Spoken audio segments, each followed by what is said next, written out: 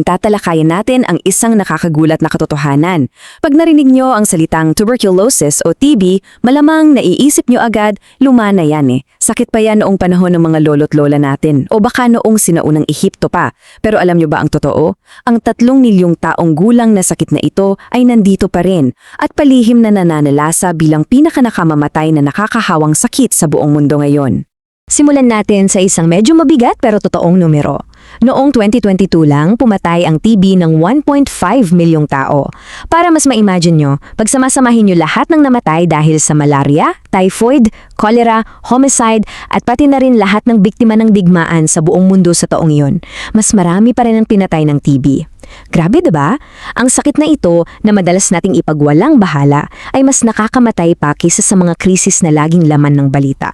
Paano nga ba naging ganito kalakas ang isang lumang sakit sa panahon natin ngayon? Okay, himayin natin ang kakaibang biology ng TB para mas maintindihan natin kung bakit ganito siya katindi. Airborne bacteria ito. Ibig sabihin, nakukuha sa hangin. Pero hindi ito basta-bastang mikrobyo lang. Ang Mycobacterium tuberculosis ay may sobrang kapal at matabang cell wall. Kaya ang hirap-hirap patayin ng katawan natin. Ang ginagawa na lang ng immune system natin, pinalilibutan ito yung bacteria ng mga white blood cells hanggang sa makabuo ng parang matigas na kulungan. Tinatawag itong tubercle. Hanggat nakakulong yung bacteria dyan, ligtas ka pa. Pero naghihintay lang yan ng tamang pagkakataon. At dahil sobrang bagal nitong dumami, kumbaga nahahati lang siya once a day, samantalang yung ibang bacteria ay every 20 minutes, ang proseso mula sa pagka-infect hanggang sa magkasakit ka talaga, napakahaba. Isang misteryosong yugto talaga siya. In fact, alam nyo ba na nasa isang kalahati o 25% ng buong populasyon ng mundo ngayon ang may impeksyon ng TB? Oo, tama ang narinig nyo, ganoon karami. Pero 7 hanggang 10% lang sa kanila ang tuluyang magkakasakit. Kadalasan tahimik lang yung bakterya sa loob ng ilang dekada. Aatake lang yan kapag biglang bumagsak ang resistensya mo, marahil dahil sa malnutrisyon, matinding kahirapan o iba pang sakit. Ngayon, ang isa sa pinaka-weird at nakakapuhaw ng interes na bahagi ng kwentong ito ay kung paano ito tinanggap ng lipunan noong 19th century. Dati, tinatawag itong consumption kasi parang kinokonsumo o inuubos nito yung pasyente mula sa loob. At dahil pati mga mayayaman at sikat ay tinatamaan, pilit itong inintindi ng lipunan. Ang naging solusyon nila, niromantisa nila ang sakit. Baliw, di ba? Tulad ng sinabi ng sikat na manunulat na si Charlotte Bronte, itinuring nila itong isang nakakabigahing karamdaman. Isang sakit na para lang daw sa mga magaganda, dalisay at matatalinong tao. At ang maling pananaw na ito ang nanganak sa tinatawag na consumptive chic. Literally, hinubog ng TB ang beauty standards at fashion sa kanluran noon. Para magmukhang may consumption, nagpapaputla ng balat ang mga babae, nagpapatak ng nakakalasong belladonna sa mata para lumaki ang pupils, at nagpipinta ng pula sa pisngi na parang nilalagnat. At yung pinakamalala, nagsusuot sila ng mga sobrang sikip na korset na halos pumigil na sa paghinga nila. Literal na ginagaya nila yung hirap sa paghinga ng isang taong mamamatay na sa TB. Pero syempre, ang lahat ng glamour at romanticization na yan ay nagtatago ng isang napakalagim na katotohanan. Napakalinaw nito sa autopsy report ng sikat na makatang si John Keats na namatay sa TB sa edad na 25 lang. Nakasulat doon, tunay na nasira ang mga baga. Walang maganda o romantiko sa pagkamatay sa tuberculosis. Ang totoo, dahan-dahang nalulunod sa matinding hirap at sakit ang mga biktima habang napupuno ng dugo at nana ang sarili nilang mga baga. Kaya makikita natin dito yung malaking pagbabago sa pag-iisip ng lipunan at medyo nakakainis din kung isipin. Bago ang 1882, feeling ng mga kanluranin ang TB ay sakit ng mga matatalino at maputi, parang patunay pa ng genetic superiority nila. Pero nung natuklasan ni Robert Koch yung TB bacteria noong 1882 at napatunayang nakakahawa pala ito at madalas makuha sa mga siksikang lugar, nag-iba ang ihip ng hangin. Biglang tinigil ng mga mayayaman ang pagtawag dito na magandang sakit.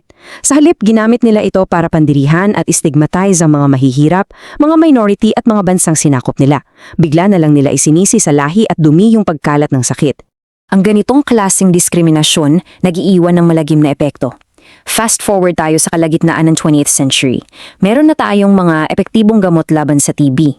Pero tulad ng napakagandang pagkakalarawan ni Dr. Peter Mugieni tungkol sa global health crisis, ang sakit ay nasa kung saan wala ang mga gamot. Totoo ito dito. Ang mga nadiskubreng lunas ay hindi ipinaabot sa mga mahihirap at kolonisadong bansa. Bakit? Dahil sa systemic racism at kapabayaan ng mga mayayamang bansa na kontrolado na ang TB sa kanit-kanilang lugar. At dito, nangyari yung isa sa pinakamalungkot na yugto sa kwentong ito. Pansinin niyo ang nangyari ha. Mula 1965 hanggang 2012, 47 taon yan, sa loob ng halos kalahating siglo, walang ni isang bagong gamot sa TB ang na-develop. Bakit kamo? Simple lang. Nung hindi na namamatay ang mga tao sa mayayamang bansa dahil sa TB, nawala na rin ang interest ang mga pharmaceutical companies na mag-research. Wala na kasing malaking kita. Kapag hindi na problema ng mayaman, parang kinalimutan na rin ito ng buong industriya ng medisina. Ang masaklap na paghinto sa pananaliksik na ito ang mismong nagbigay ng pagkakataon sa bakterya na lumakas at mag-evolve. Dito na lumabas yung mga drug-resistant strains, yung mga klase ng TB na hindi na tinatablan ng karaniwang gamot. Dahil walang bagong gamot na naiimbento, yung mga pasyenteng tulad ni Fiumesa Tisale mula sa South Africa ay kinailangang uminom ng mahigit 30,000 tableta sa loob ng halos 4 na taon para lang mabuhay. Isipin nyo yon, 30,000 pills dahil lang napag-iwanan ng panahon ang ating mga gamot. Ang kwento ng survival ni Pumeza ay nagbubukas ng mga mata natin sa malupit na realidad ng paggamot sa TB ngayon. Una sa lahat, na-misdiagnose siya. Bakit? Kasi yung ginamit na teknolohiya para suriin siya inimbento pa ni Robert Koch noong 1882. Tapos isinailalim siya sa DOTS Protocol kung saan araw-araw siyang pupunta sa klinik dahil hindi pinagkakatiwala ang mga pasyente na iinumin nila ng tama ang gamot nila. At ang pinakamalala sa lahat, ang pagtuturok sa kanya ng luma at nakakalasong mga inyeksyon na naging dahilan ng permanenteng pagkakabingi niya. Pero, alam nyo, ang lahat ng pagdurusang ito ay nauwi sa isang napakagandang kwento ng modernong aktivismo. Pag-usapan natin ang bedaquiline. Ito ang isa sa mga unang bagong gamot sa TB at sobrang bisa nito lalo na sa drug-resistant strains. Kaso, pinanatili itong sobrang mahal. Ayon sa mga kritiko, ginawa ito sa pamamagitan ng forever patents, kung saan pilit na pinapahaba ng mga kumpanya ang patent para walang makapasok na mas murang kakompetensya. Kaya naman, sina Pumeza, kasama ang kaibigan niya at ang Doctors Without Borders, naglakas loob na kasiyuhan ang isang malaking pharmaceutical company sa India para pigilan ang panalamang na ito. At hulaan niyo kung anong nangyari. Nanalo sila. Ang makasaysayang pagkapanalo sa korte na to ang sumira sa monopoly at nagbukas ng pinto para sa mas murang generic na mga gamot.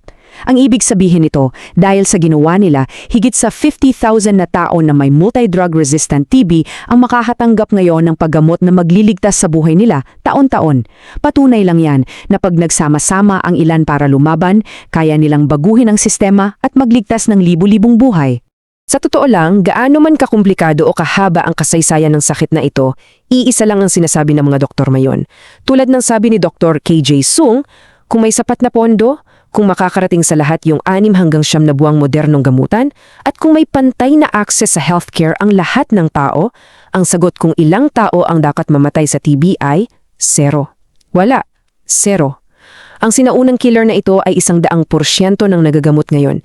Hindi natin kailangan ng himala. Literal na nasa mga kamay na natin ang lunas. Kaya naman, nauuwi tayo sa ganitong konklusyon. Hindi lang naman yung bakterya ang dahilan kung bakit nasa paligid pa rin natin ang TB sa ika-21st siglo.